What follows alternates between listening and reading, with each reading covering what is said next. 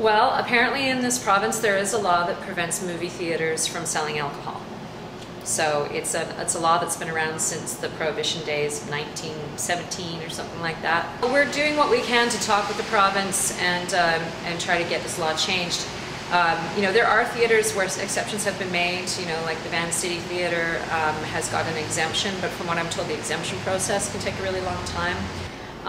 But yeah, we have over 600 people who have signed our petition to try and get this law changed. I get people asking me all the time, how can we help, what can we do?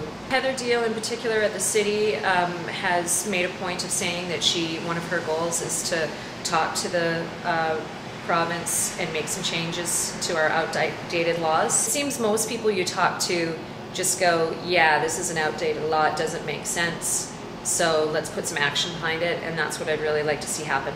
Now, in Europe and in many other places, you can take a bottle of beer or a glass of wine into a movie theater. But that is not true here. I think if one was going to ask the public what they thought of this issue, you wouldn't have these laws in place. So what do public standards mean, and who's upholding them, and why?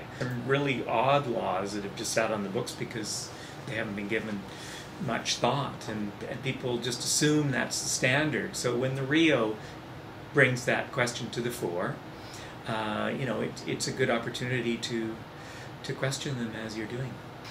It's hard enough running a movie theater these days, especially if you're interested in non-Hollywood blockbuster films. What the Rio does, what the Cinematheque does, what Festival Cinemas, what the Film Festival and our space here, the Vancouver Theater, do, it's tough in this economy. So, you know, every little bit of limitation on business freedoms that would make enterprise sustainable and probably very worthwhile cultural enterprise.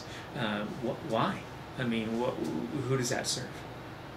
We should have laws that allow for us to have creative programming, show films, show live concerts, and still have our liquor license.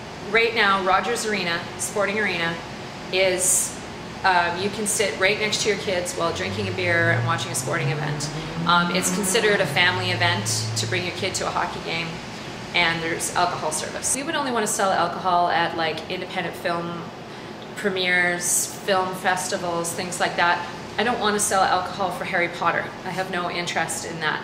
I just want to be able to have some flexibility so that I can choose to have a family event where I don't sell alcohol, or I have an adult event where I do sell alcohol. And it doesn't seem that you're able to do that with the liquor laws the way they are.